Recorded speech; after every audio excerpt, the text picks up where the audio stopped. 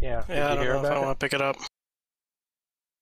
Yeah, I was thinking about it, but after hearing about Blood PC Money Gamer, was so fucking fun. it was the best. But, so apparently it's the 2012 Christmas issue of PC Gamer, where they review it and say a lot of things about it that they never told us in any of the previews, or showed us at E3 or whatever. What a surprise! PC Gamer's crooked. No. Well, yeah, sort of. But I mean, that Square Enix and IO Interactive never revealed themselves in any of the previews or videos or whatever. Like what? Basically, it's a mess. The Blood Money devs are suspected to not be involved. And basically... Well, the big white rapist just got Just shut up, he's talking. Yeah, apparently that video with the latex nuns should have really been a bigger warning than we expected. Anyway, the review pans the game for its art style, overuse of bloom, poor story, small levels, pointless objectives, as in go here to open a door, no saves, and bad AI. The game, well, bad AI is expected. That's a Hitman tradition, but still. Yeah. No saves.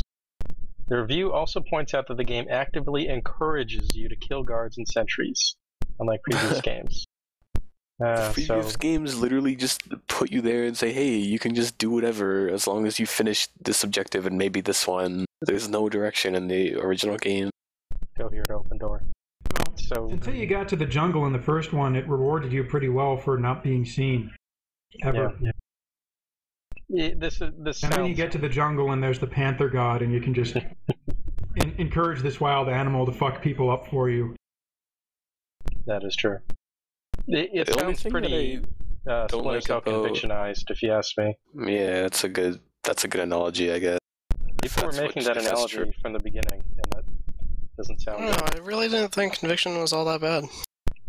Yeah, but a lot of the changes Conviction made sound like the same changes they're making here to Hitman. The big one being you're encouraged to kill everyone. On its own, well, I guess, but you kind of have to think of it as an entirely different game if it's going to be like that. So what I'm hearing is the Timothy Oliphant movie is a better game than the new game. Could be. And here's the best part. Many of the assassinations you perform are predetermined cutscenes in which you fail to kill your target, rendering all of your work pointless. Wait, what? That is what the screenshot looks like, except the shaders don't come through, so it's way more desaturated than it actually is in game.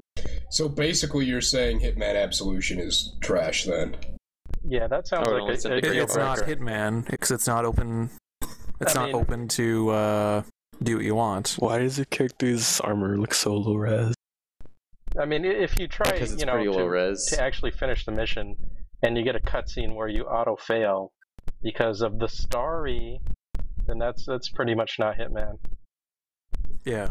If you can run around New Orleans in a chicken suit killing cops with do you at least run into that very bad American CIA agent with flag boxers? Man, I got all like the earlier Max, or what do you call it now, Hitman games up to Blood Money, and I am not liking them as PC ports because you can't walk without moving either extremely slow or fast enough that it makes sound. That's Hitman. Like you're supposed to have like an analog stick, so you can move it slightly forward, like halfway, instead of either full on or just. Well, it's not like really Splinter Cell. Yeah, it was made for, except without the mouse wheel. Basically, you only go super slow or super fast. Yeah. Wait, even in the console version? You know, I never played the console version of 1 and 2. I am just completely befuddled. Like, if there's a dude in the hallway that I have to sneak up to and use the wires on, I just can't do it. Like, they walk faster than you when you're moving super slow, and if you move crouching, not walking, then they'll just hear you before you can start the animation. You're just talking about the first one? I don't know. I think it was like the second one, maybe. Because, dude, Silent honestly, Assassin? Blood Money. Just play Blood Money. Yeah. In SA, the AIs were a lot more aware, but it was still not as advanced as the first. It sounds like what they did with Splinter Cell Conviction, where it's not really Splinter Cell anymore. It's just some psycho in a stealth suit. Yeah, and it could be a good game on its own, but arguably there was not much you could do with Splinter Cell with Conviction, though. Just because of how the story progressed. Well, in Chaos Theory was a high they bar. ruined the story in Double Agent. Yeah, there's Double Agent. Well, they could ignore Double Agent. Or they could just do a passing the torch thing and, you know, have new operatives. I liked the first two, and I haven't played any of the other Splinter Cells. Chaos Theory is the best Splinter Cell. That's the third one. Is that the one where the daughter gets murdered? No. No, that's Double Agent. That's the fourth one. Yeah. Where it's like, oh, my daughter got murdered, gonna throw my goggles out the window. Shave your head, go bald. Yeah, and that's just totally out of fucking character for him. He would go all John Rambo on anyone who fucked with his family. Yeah. Yeah. They just start throwing out the character. It's like, well, we gotta make more games, and we have no idea what we're doing. That's like sort of what Conviction is about. Conviction, I'm sort of spoiling it, but like in Conviction, they basically tell you near the beginning of the game that the daughter didn't actually die. Why did you just spoil that? No, why? I know they retcon the terrible game that came before it. I'm fine with that. It's like near and they the do it in the goofiest way possible. You didn't have to. They do it in the goofiest way possible, with like some audio log and Third Echelon, where it's like, oh, here's this big convoluted plot as to why this happened. It totally doesn't make any sense when you really think about it, but this is why we did it. It's like what's happening in Dexter right now, where they're just throwing more and more plot lines into the show, and you all mean of them what's suck. always happened in Dexter?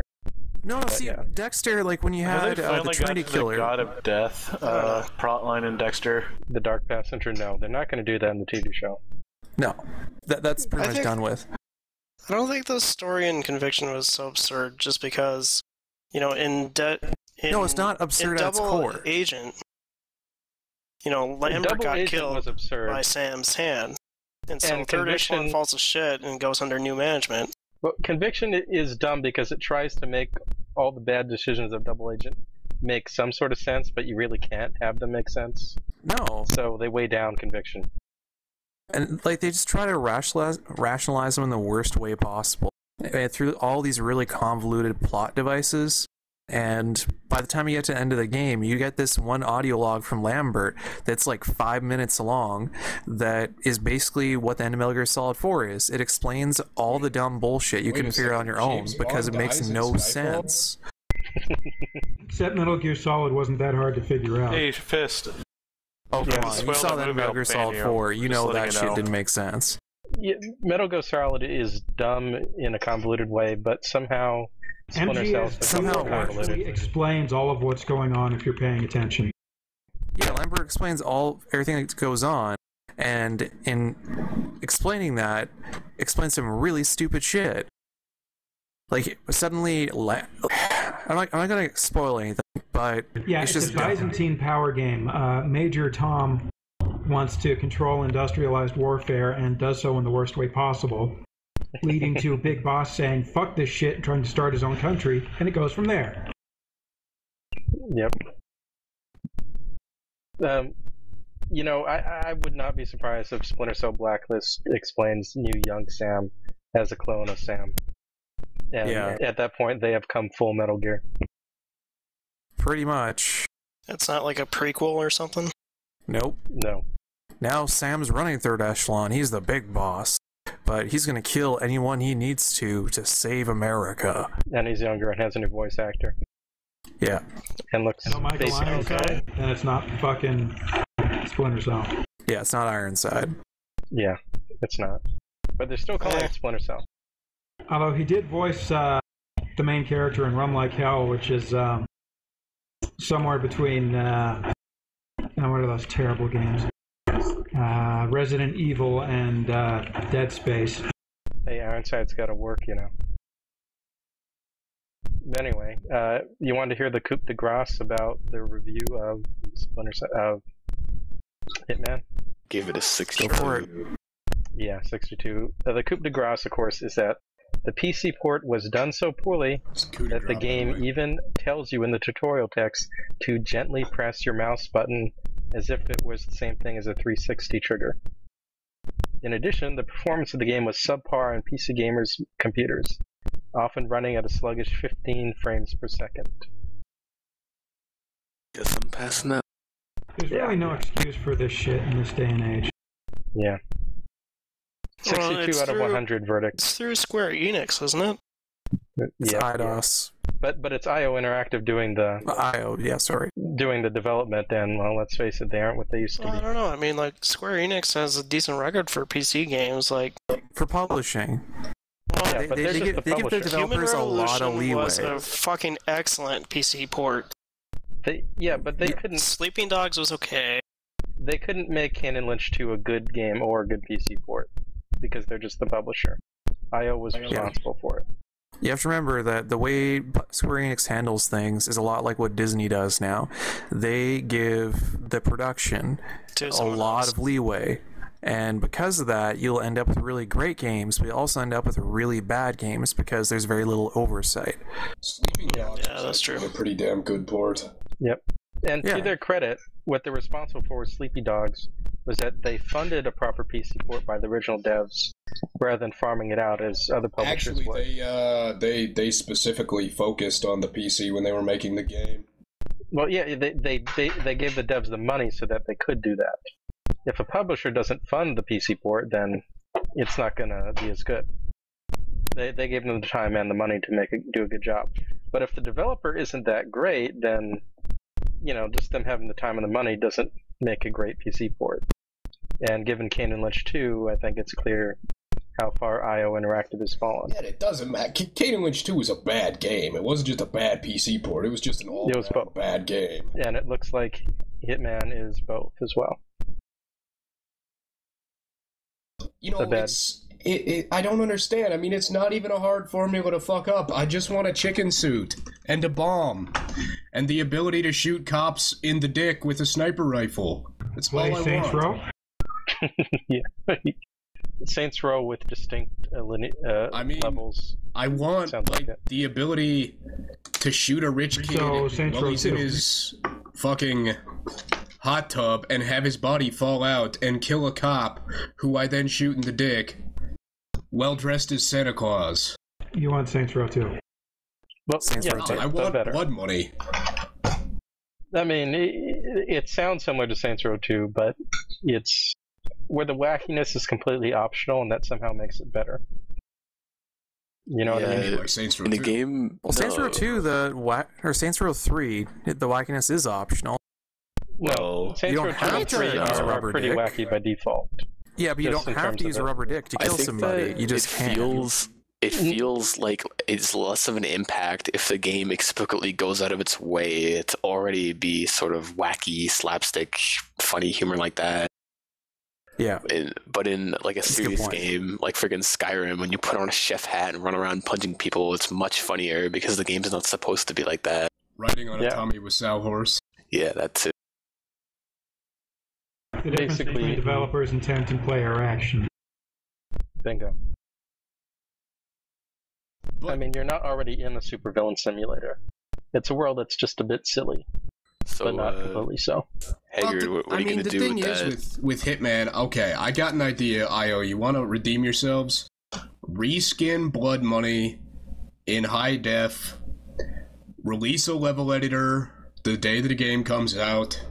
Congrats, you've made literally the greatest video game ever made. Hey, Haggard, why are you recording? Because we're talking Hitman, yeah. Do you know how much it would own if Blood Money had a level editor? It'd be like the best thing ever. Yeah. I gotta give him some credit. Contracts mode is a good idea. And if it's implemented well, at least that won't be messed up. You know, I mean, it's not a map editor per se, but it is a mission editor, and that you use on existing maps, and that's pretty cool. I hope that turns out good. If the game doesn't sell well, though, it's a moot point. That's true. Goodbye, IO Interactive. You're going the way of THQ. Well, they did it to THQ, themselves. there's no way They were THQ is going to go stocking bad bankrupt. games. They got too many good IPs. No, They're gonna- THQ is bankrupt. The IPs and developers will be sold off. They are not. They are dead. Yeah, THQ's down. They're already Space Marine in did debt. to them what basically. needed to be done to them. Yeah. I really hope they figure something out, because if I don't get I'm still Stick of mad that they're Truth, the reason Iron Lore went out of business. You'll probably still get those games because they'll just be sold off to other publishers, yeah. along with the dev teams. So, we'll probably still get And company. if you don't know heroes too why at I some like point. Iron Lore, they made Diablo 2 and set it in Greece. That was pretty cool. And now they're making Grim Dawn, and hopefully it's almost done. Anyway. Not like I used to play games with Iron Lore's lead or anything. Thanks for talking, Hitman. It's too bad it turned out that way. Yeah, rip. Just what seems to happen to smaller studios. IO wasn't even that small, really. But, I blame Call of Duty. Yeah, and that was going to be my next example. Call of Duty and the economy. Yeah, economic crash, Call of Duty. Oh, the industry's Combined been inherently risk-averse since the fucking start. Damn it, Cat! But you can't say it hasn't gotten worse, because it You certainly should has. name your cat Bobby. No, he goes Cat by does his something wrong. Humane Society name of Buttercup.